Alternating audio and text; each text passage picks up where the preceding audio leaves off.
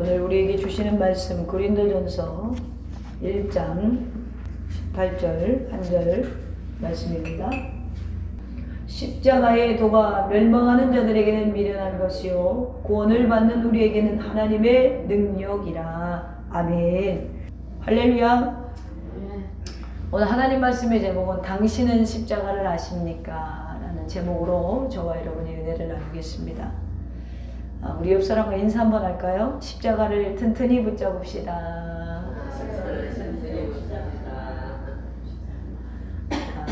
이 말씀은 제가 굉장히 좋아하는 구절이에요. 십자가의 도가 멸망하는 자들에게는 미련한 것이지만 그 십자가가 저에게는 늘 능력이 되었기 때문에 오늘 이 능력이 저와 여러분의 가정에도 여러분의 삶에도 흘러넘치기를 간절히 축원합니다. 종교개혁자 마틴 루터는 성경을 쥐어짜면 피가 나온다고 이야기했어요. 그렇습니다. 성경을 보면서 우리는 그리스도의 피를 볼 줄 알아야 합니다.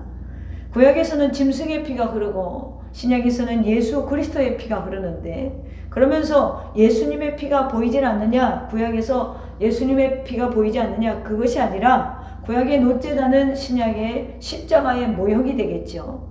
예수님 당시의 십자가는 노예를 처형할 때 사용하는 살상무기로서 수치와 치욕과 저주의 상징이 되었습니다.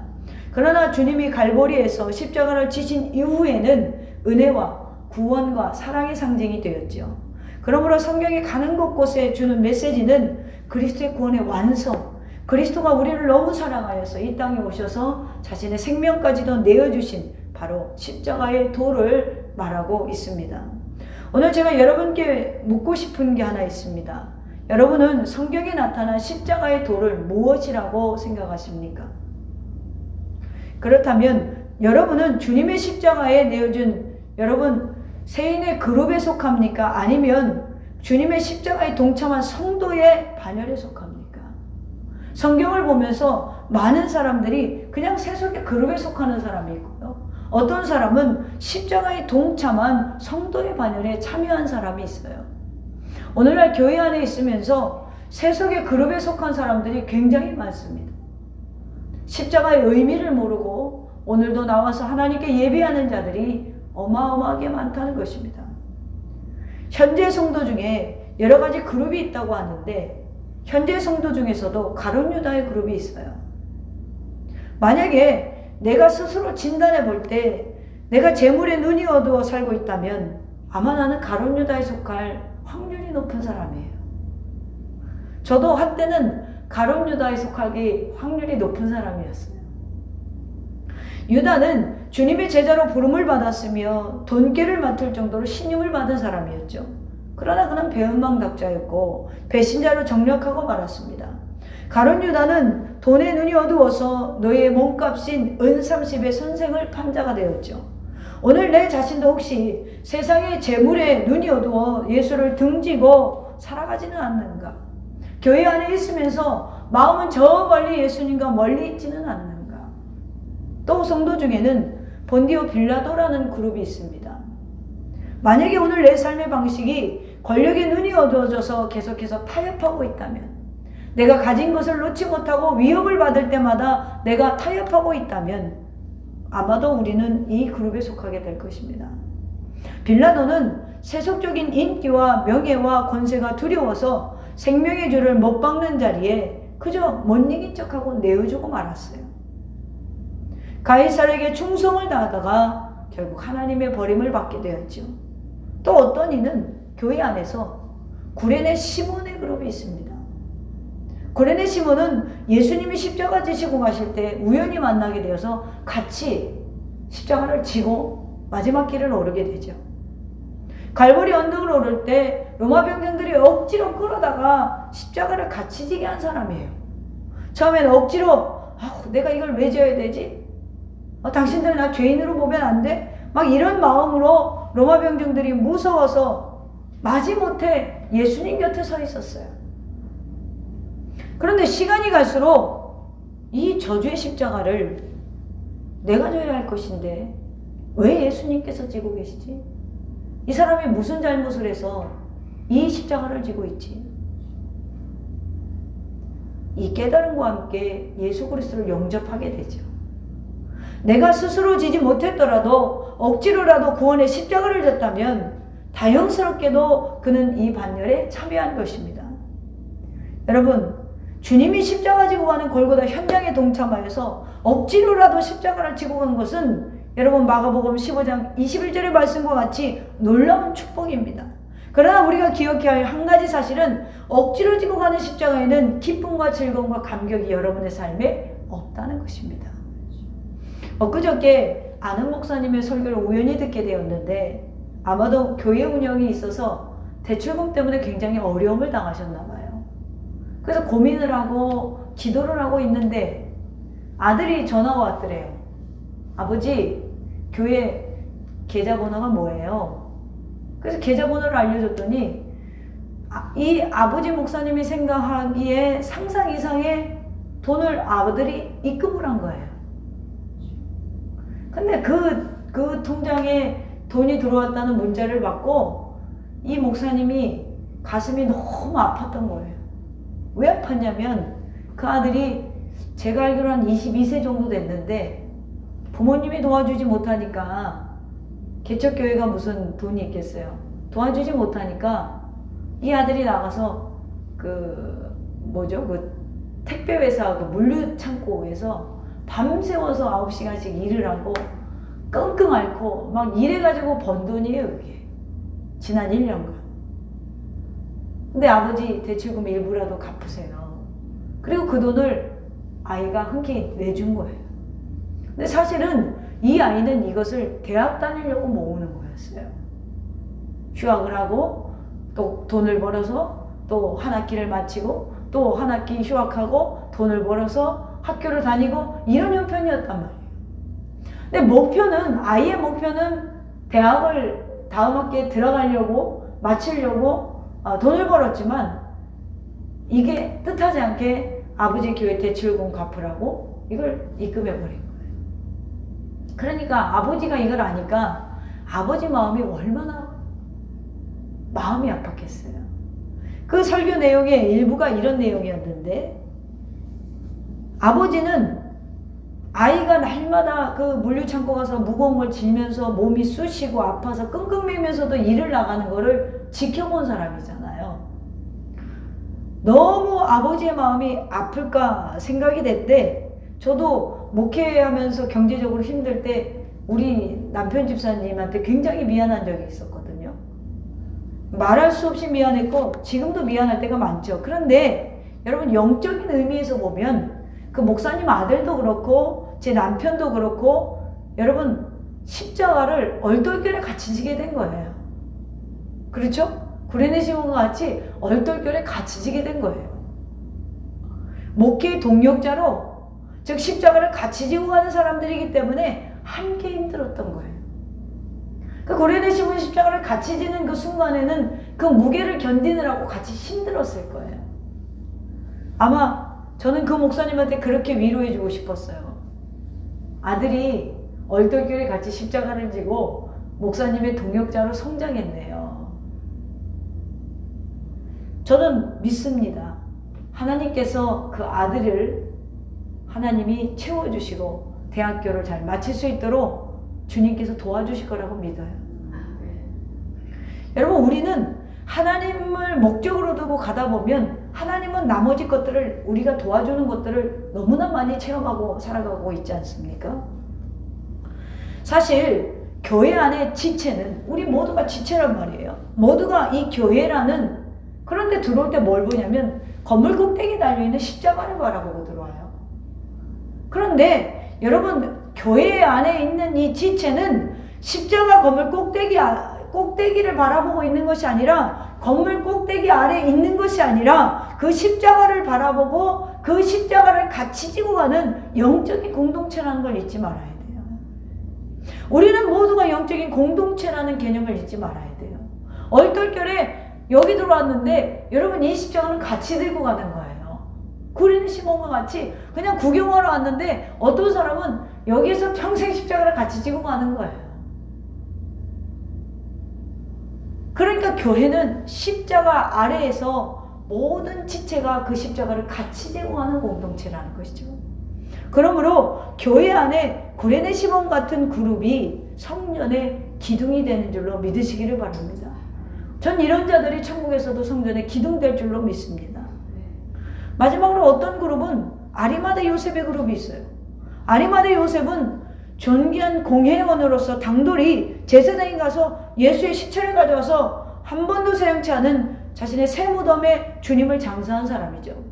당시 예수님 편에 선다는 것은 여러분 굉장한 공격을 받을 위기에 있는 것입니다. 자기의 유익을 포기할 뿐 아니라 이 빌라도와는 완전히 반대된 모습이죠.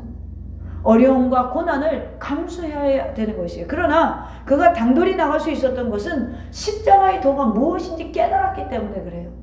십자가의 영광이 무엇인지를 깨달았기 때문에 그래요.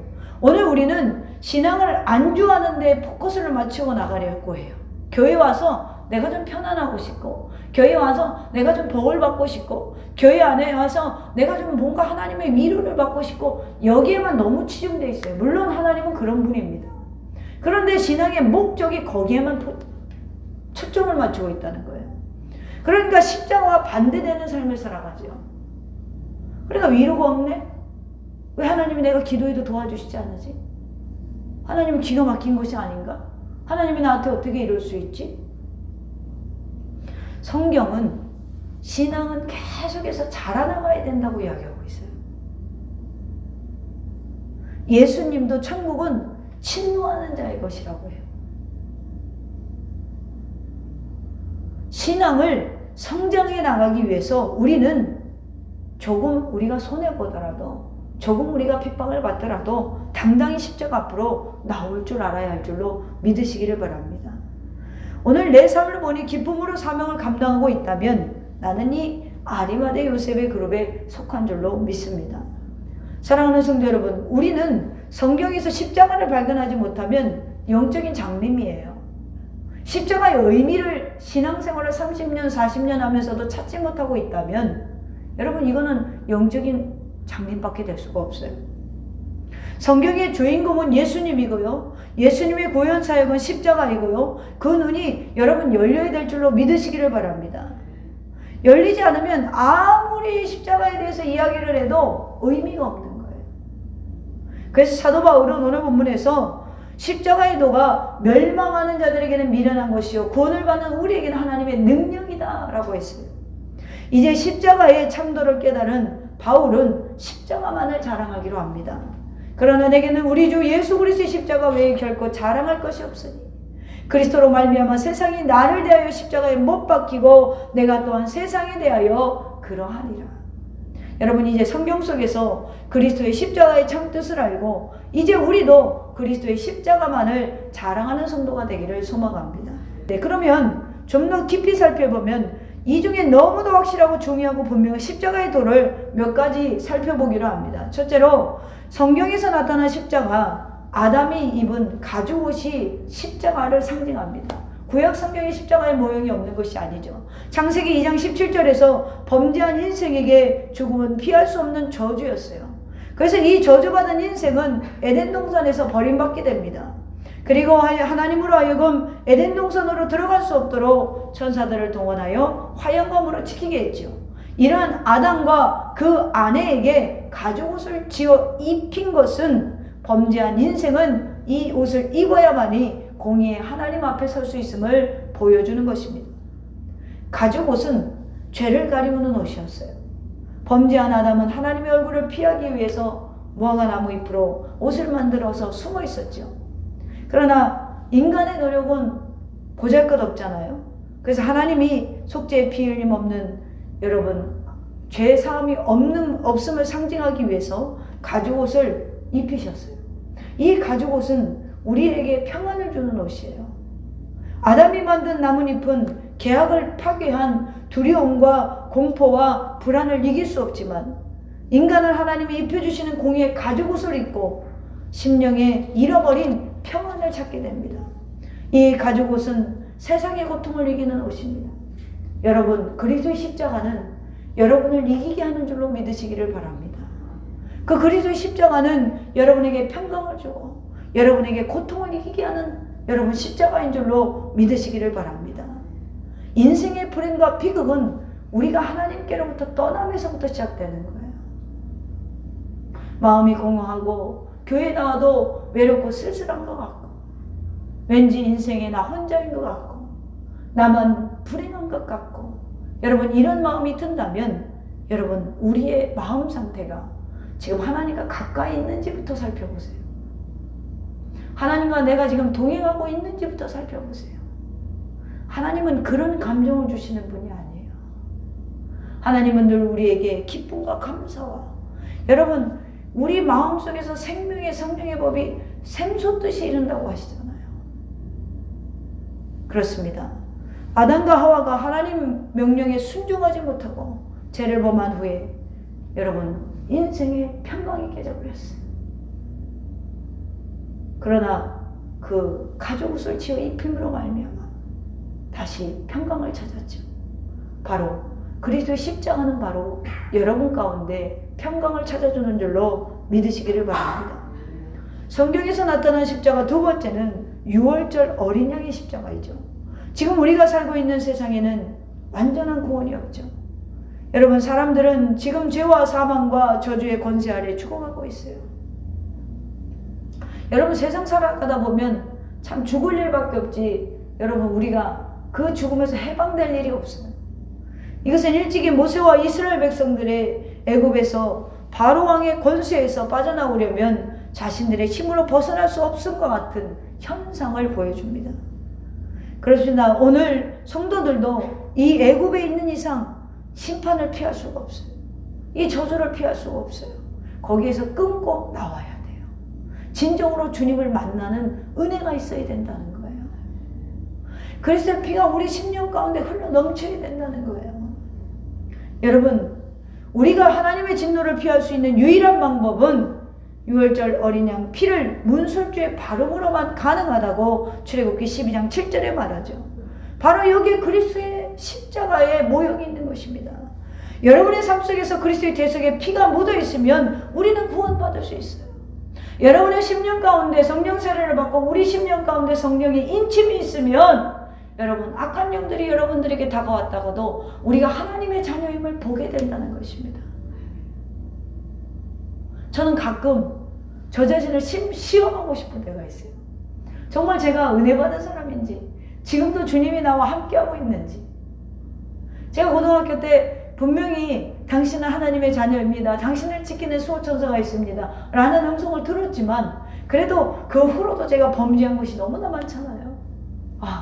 지금도 하나님이 나와 함께 하시겠지. 하나님 나를 버리지 마세요. 버리지 마세요. 그래서 가끔 나 자신을 시험하고 싶을 때가 있어요. 그래서 가끔 이렇게 교회 이렇게 영적으로 안 좋으신 분들이라든가 또 어디 가가지고 그런 분들을 만날 때 제 마음에 죄를 많이 짓을 때는 덜컹할 때가 있어요. 다른 영이잖아요. 우리랑은 다른 영이 나의 그 죄를 발견하면 어떡하지? 그럴 때가 있단 말이에요. 그래서 저는 가끔 그런 거 시험하고 싶을 때가 있어요. 예전에 우리 총장님이 너무 가난해서 신학교 다닐 때 연탄을 짊어지는 아르바이트를 하셨대요. 그러면 연탄은 짊어지고 올라갈 때 젊으니까 그 연탄 가게에서 시키는 게 저 산꼭대기를 배달하는 걸 자꾸 시키더라는 거예요. 옛날에는 산꼭대기 집이 우리나라에 많았잖아요. 그러면 그거를 지고 올라가다 보면 가난한 동네는 그렇게 굿을 많이 한답니다. 그런데 문득 본인이 자신을 시험해보고 싶더래요. 그래도 내가 신학생인데 내가 지금 경제적으로 어려워서 연탄을 배달하고 있지만 내가 그래도 신학생인데 그래서 자신을 시험하고 싶어서 예전에는 이렇게 앞마당이 넓었잖아요. 집들이 앞마당에서 굿을 하고 있는데 대문 밖에서 자신을 시험하고 싶어서 뭘 하셨냐면 하늘에 계신 우리 아버지요 이걸 한 거예요. 주기도문을 외웠는데 갑자기 작두를 타던 무당이 뚝 떨어진 거예요. 그 신내린 걸 못한 거죠. 그래가지고 갑자기 무당이 뚝 떨어지더니 대문을 향하더니 저놈 잡아라 그러더라는 거예요. 그래가지고 연탄찌개를 던지고 막 도망을 간 적이 있대요. 자기를 시험해 본 거예요. 정말 내가 성령님과 동행하고 있나. 인생에 있어서 신학을 한다고 하면서도 너무나 가난하니까 그 육체적으로 얼마나 그 공부하는 사람이 그 무거운 거 짊어진다는 게 힘이 들어요. 원래 하던 사람은 더 힘들지만 이거 안 하던 사람이 하면 더 힘들잖아요. 그때 그 공부할 때 문득 그 막 꽹가리를 울리고 굿하는 소리를 들을 때 지금도 내가 주님과 함께하고 있지. 그 앞에 가서 주기도문 하나 외웠을 뿐인데 작두타던 무당이 떨어졌단 말이죠. 여러분, 우리는 늘 주님이 이렇게 지키시고 계시는 줄로 믿으시기를 바랍니다. 6월절의 어린 양의 피는 바로 우리와 함께 하시고 우리의 모든 저주를 끊어주신 그리스도의 십자가를 상징하는 줄로 믿으시기를 바랍니다. 여러분, 하나님을 모르는 어떤 권력도 부패하게 되고 하나님 없는 어떤 보좌도 허물어지고 하나님 없는 바벨탑도 무너진 같이 여러분, 하나님 없는 세상은 다 무너지게 돼 있어요. 우리가 가장 세상에서 짊어지고 우리가 꼭 붙잡아야 되는 것은 바로 그리스도의 십자가예요. 그 주님이 우리와 함께 하시면 여러분 어떤 상황에서도 주님께서 지키시는 줄로 믿으시기를 바랍니다. 세 번째로 성경에서 나타난 십자가는 광야의 아사셀의 십자가예요. 이스라엘은 대속죄 이래 2마리의 염소를 바치게 됩니다. 이는 곧 대속죄의 죄 짐을 지신 예수 그리스도의 모습을 상징합니다. 한 마리는 성막의 속죄제물로 진성소에 드려지고 한 마리는 아사셀로 광야에 버려지게 돼요. 그런데 여러분, 우리가 교회에서 보면 대부분 대속죄에 바쳐지는 제물에만 맞지 광야로 나온 아사셀에는 관심이 별로 없어요. 성경을 보면서. 레위기 16장 8절에 보면 아사셀이 등장하는데 한 마리는 지성소에 드리고 한 마리는 광야로 내어버려지게 돼요. 2마리를 똑같이 대제사장에 안수하고 한 마리는 각을 떠서 바치고 한 마리는 광야로 보냅니다. 이 아사셀이라는 뜻은 내어놓음이라는 뜻이거든요. 바로 광야에 버려진 아사셀이 버림받은 주님의 모습을 말하는 거예요. 레위기 16장 21절에 아론은 2손으로 살아있는 염소의 머리에 안수하여 이스라엘 자손의 모든 불의와 그 범한 모든 죄를 아뢰고 그 죄를 염소의 머리에 두어. 그래서 우리의 죄가 짐승에게 구약의 제사법에는 전가되었죠. 그렇습니다. 주님이 세상의 모든 죄짐을 지고 십자가를 지신 같이 이 구약의 아사셀은 이스라엘의 모든 백성의 죄와 죄책을 저주를 한 몸에 짊어지고 광야로 나갔어요. 그리고 이 아사셀을 위한 염소는 광야 무인지경에 버림받은 염소인데 무인지경은 주님이 지신 갈보리 언덕을 말하는 것입니다. 레위기 16장 22절에 보면 염소가 그들의 모든 불의를 지고 접근하기 어려운 땅에 무인지경에 이르거든 그는 그 염소를 광야에 놓을지니라. 주님은 이 일을 위해서 독점자로 오셨으며 온 인류를 위하여 하나님의 미랄이 되신 거예요. 모든 죄를 자신이 짊어지기 위해서. 여러분, 이 아사셀은 피투성이가 되어 죽은 버림받은 염소, 즉 채찍에 맞고 손과 발에 못에 박혀서 피를 철철 흘리시던 그 예수님을 상징하는 것입니다. 아사셀로 선택된 염소는 죽을 때 골짜기가 떠나가는 고통의 울음을 짖었다고 합니다. 상하고 찢긴 상처받은 피투성이가 된 고통의 몸이 당하는 최후의 탄식, 바로 마태복음 27장 46절에 엘리 엘리 라마 사막다니 하시니 이는 곧 나의 하나님 어찌하여 나를 버리셨나이까. 여러분, 아사셀이 된 주님의 탄식에 아사셀의 절규에 천지는 빛을 잃었고 성소의 시장은 찢어졌으며 의로운 피가 떨어질 때에 죄악으로 물든 땅은 여러분 뭐예요? 완전히 해방을 얻었어요. 이러므로 말미암아 끝까지 순종하심으로 말미암아 끝까지 내어주심으로 말미암아 예수 그리스도는 세상을 이기셨습니다. 바로 그 이김이 우리의 이김이 되는 것입니다. 마지막으로 성경에서 나타난 십자가는 네 번째로 갈보리 십자가는 율법의 완성입니다. 요한복음 1장 29절에 보면 이튿날 요한이 예수께서 자기에게 나오심을 보고 이르되 보라 세상 죄를 지고 가는 하나님의 어린 양이로다. 성도 여러분, 갈보리 십자가의 사건은 주님이 한순간에 구약의 모든 율법을 완성하는 순간인 줄로 믿으시기를 바랍니다. 그래서 하나님과 백성 사이에 가로막힌 성막의 휘장이 찢어져 이날에 찢어지고 우리가 하나님과 함께 이제 개개인이 다 기도할 수 있고 만인 제사장 시대가 열린 것입니다. 여러분, 그리스도의 지신 십자가는 완전한 율법의 완성입니다. 주님은 그래서 요한복음 19장 30절에 십자가상에서 다 이루었도다 라고 하셨어요. 여러분, 이 하나님을 우리가 믿고 있잖아요. 무엇이 두렵고 무엇이 어렵고 무엇이 근심이 됩니까? 우리가 주님을 믿지 못해서, 세상을 이기신 그 주님을 믿지 못해서 우리가 두려운 것은 아닐까요?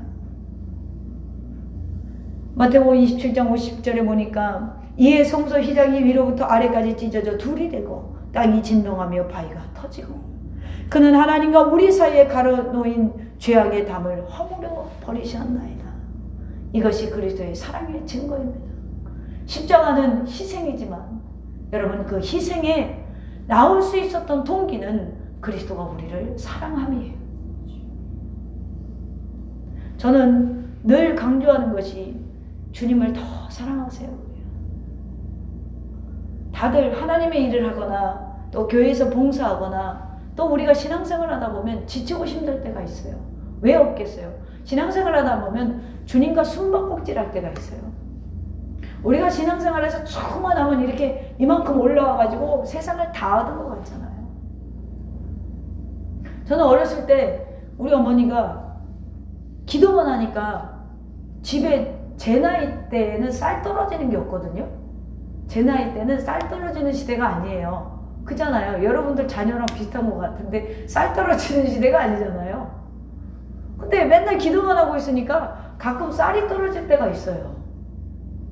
그러면 그 냉동실에 그 왜 우리가 밥 남으면 조금씩 이렇게 넣어놓죠. 버리긴 그러니까. 그러면 쌀이 떨어지면 냉동실을 뒤져가지고 그 밥 남은 걸 꺼내갖고 그 산바리에 쪄줘요. 그때 제가요 하루에 한 7시간 이상을 운동할 때였어요. 제가 운동선수였거든요. 근데 여러분, 그 파리가 다 빨아먹은 것 같은 밥을 쪄줘요. 그러면 저는 막 그 마음에, 아니 하나님이 살아계시면 맨날 기도하는데 우리 집이 이래? 그런 생각을 가졌거든요. 근데 우리 엄마는 그거를 찌갖고 다 그냥 여러분 전자레인지에 데워야 그나마 밥 모습이 나오는데, 여러분 가서 집에 가서 한번 해보세요. 산바리에다가 냉동밥을 넣고 밑에다 물 넣고 찌잖아요. 만두 찌듯이. 그러면 이 밥이요 붙어있는 게 없어요. 다 흩어져요. 그래서 꼭 전쟁 폭격 맞은 것 같아요, 밥이. 근데 그거를 긁어가지고 그 자식을 더 주잖아요. 그걸 더 주고 본인은 조금 먹으면서도 맨날 찬양을 하는 거예요. 그 기쁨이 얼굴에 보면 항상 기쁜 거예요. 그래서 저는 나중에 우리 엄마가 돈이 없는데 개척가 있다고 그럴 때 제가 그랬어요. 엄마가 너무 기도해서 좀 약간 이렇게 된 거 아니냐고. 왜냐면 돈이 너무 없으니까. 그런데 여러분, 그 속에서 자식은 날마다 돈이 들어가야 되고, 또 운동한다고 굉장히 제가 키울 때 돈이 많이 들어가야 됐거든요. 그런데 돈은 없고 본인이 이 머리 자를 돈이 없어가지고 머리를 그때 길렀었어요. 미용실에 갈 돈이 없어서. 그래서 제가 어저께 어떤 전도사님을 만났는데 머리를 본인이 뒤를 잘랐대요. 그분이 지금 그 단계에 들어간 거예요. 돈이 없어서 이거를 잘랐대요. 그러니 제가 그때 생각이 나가지고 가슴이 찡 나더라고요. 근데 이분은 얼굴이 너무 기쁜 거예요. 저보다도 더 기뻐요. 그러니까 그 단계로 가셨구나. 그래서 제가 전도사님 이제 곧 하나님이 길을 여시고 쓰시겠네요. 들은 풍월이 있어서 그렇게 상담해주고 왔어요. 그러니까 끼니가 없어도 기쁜다는 거. 그 전쟁통에서도 옛날에 그리스도인들이 찬양을 했다는 거. 그게 여러분 실감이 가려면 이 십자가의 의미가, 그리스도 안의 의미가 여러분 심령 가운데 깊이 박혀 있습니다. 그 십자가가 나를 살게 했지. 그 그 십자가 때문에 내가 천국 백성 됐지. 그 십자가 때문에 내가 은혜 받고 살아가지. 그 십자가 때문에 내가 모든 것을 누리게 되었지. 그러면 어떤 상황에서도 기쁠 수밖에 없고 저 높은 곳을 볼 수밖에 없다는 거예요. 그러니까 예수를 믿는 목적이 십자가를 따라가는 것이 되어야지. 예수를 믿는 목적이 여러분 세상을 따라가는 목적이 돼서는 안 되는 줄로 믿으시기를 바랍니다. 성도 여러분, 갈보리 십자가 사건은 완전히 하나님께서 우리에게 모든 것을 완성해 주신 구원의 완성인 줄로 믿으시기를 바랍니다. 하나님은 세상을 살아가여 독생자를 주셨어요. 우리 이것이 하나님의 사랑의 표현이요 십자가는 그 사랑의 극치인 줄로 믿으시기를 바랍니다. 주님이 십자가를 지심으로 인간과 하나님 사이를 완전히 열어주셨잖아요. 그리스도의 십자가는 승리의 계가입니다. 오늘 우리가 힘들고 어렵지만 우리가 반드시 십자가를 따라간다면 이 승리의 계가가 우리의 것이 되는 줄로 믿으시기를 바랍니다. 부활은 기독교의 핵심이라고 하고 생명이라고 합니다. 그런데 이 부활은 여러분 십자가 통과하지 않고는 없는 거예요. 십자가를 통과해야만 오는 거예요. 십자가를 통과해야만 맛볼 수 있는 하나님의 축복이 바로 부활입니다. 구주와 함께 나 죽었으니 구주와 함께 나 살았도다. 영광의 기약 이르도록 언제나 주만 바라봅니다. 여러분, 세상에서 가장 무서운 권세가 무엇인 줄 아십니까? 바로 사망 권세입니다. 세상의 모든 권세는 이 사망 앞에 무릎을 다 꿇어요. 그러나 우리 예수 그리스도는 고린도전서 15장 4절에 보니까 장사 지낸 바 되셨다가 성경대로 사흘 만에 다시 살아나사 십자가를 지신 주님은 부활하심으로 사망 권세를 정복하셨습니다. 여러분 믿으십니까? 여러분 이것이 믿어져야 합니다. 마음으로 삶으로 믿어져서 우리의 생활에 적용돼야 돼요. 사랑하는 성도 여러분, 십자가는 기독교의 상징입니다. 그런데 왜 그것을 놓고 예수를 믿으시려고 합니까? 여러분 부활은 최고 우리 인생의 영광입니다. 그러나 십자가 없는 부활은 없어요. 그러므로 십자가를 바로 알지 못하고는 기독교를 알 수가 없습니다.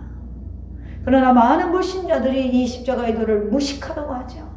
기독교처럼 무식하게 종교심을 가지는 종교가 없다고 비판합니다. 왜 그러냐? 구원이 우리에게만 있기 때문에.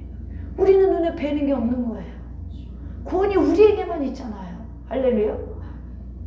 기독교처럼 여러분 온전한 종교가 없습니다. 주님은 이미 이 사실을 아시고 십자가의 도가 멸망하는 자들에게는 미련한 것이요 구원을 얻는 우리에게는 하나님의 능력이라. 그렇습니다. 오늘 이 말씀은 우리 모두에게 주시는 것입니다. 여러분 혹시 인생을 살아가다가 십자가가 부끄러운 적이 있었습니까? 혹시 인생을 살아가다가 잠깐 십자가를 놓은 적은 없었습니까? 혹시 인생을 살아가다가 이 십자가를 잃어버린 적은 없었습니까? 십자가를 보고 듣고 알고서도 여러분 구원받지 못하는 인생이 너무나 많아요. 그러나 우리는 십자가를 보고 듣고 아니까 여러분 구원받는 인생이 되기를 저는 축원합니다. 십자가를 통해 예수를 만나고 십자가 사건을 통해 그가 그리스도이심을 믿는 자는 하나님의 놀라운 능력을 소유하게 됩니다. 우리 평생 이 능력의 십자가를 튼튼히 붙잡고 승리하는 삶을 살아갈 수 있는 저와 여러분이 되기를 주님의 이름으로 축원합니다.